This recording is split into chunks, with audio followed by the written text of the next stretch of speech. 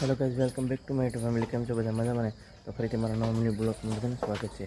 આજે એને આપણે ભેવા ફેરવાની છે વારમાં કાયમ ફેરવી છે, પણ બ્લોગમાં તો જલ્દી ને આજકાલ પહેલી વાર બ્લોગમાં લઉં છું ભેવાનું।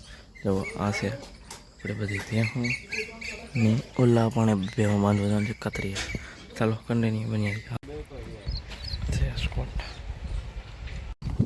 માંડવી વાવવાની છે આપણે આ ભાગમાં। જો એની માટે દાણા આપણે તૈયાર કરી લીધા છે માંડવી માટે, ને આખા ખેતરમાં છે ને માંડવી વાવવાની છે આપણે। સવારમાં માંડવી વાવવાનું ચાલુ કરવાનું છે। કેટલા 9 વાગ્યા છે, બિયારણ બધું કમ્પ્લીટ છે। સાંડલા બાંડલા કરી વાવવાનું ચાલુ કરી દઈએ। ઓલો 2 દાંતા આ બાજુ છે ને 2 દાંતા આ બાજુ, ટોટલ 4 દાંતા છે, એટલે 4 ઊણી પડવાની છે। રાજી છે એ દાણા નાખશે।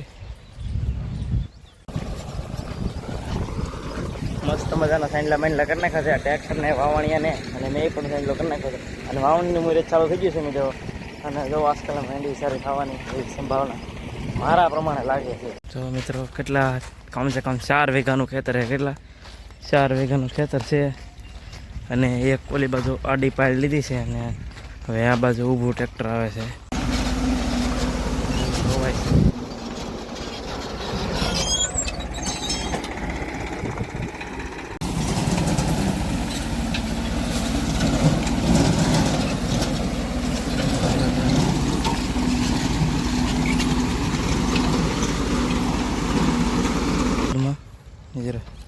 ત્રણ ઈંડા છે, એટલે જો મિત્રો અહીંયા ટીટોડીના ઈંડા છે, એટલે એક ખેતરમાં 2 ઠેકાણ ટીટોડીના ઈંડા છે।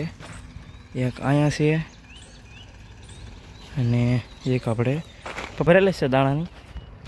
જો આ એટલા દાણામાં આખો ભાગ બકાડવાનો છે, આરામથી થઈ રહે એટલા દાણા। જો મિત્રો આપણું ટ્રેક્ટર હોવાય છે, એમ જુઓ એટલું આઘું છે, એક નાવ આવે છે, અને હું ઠેઠ અહીંયા છું। જો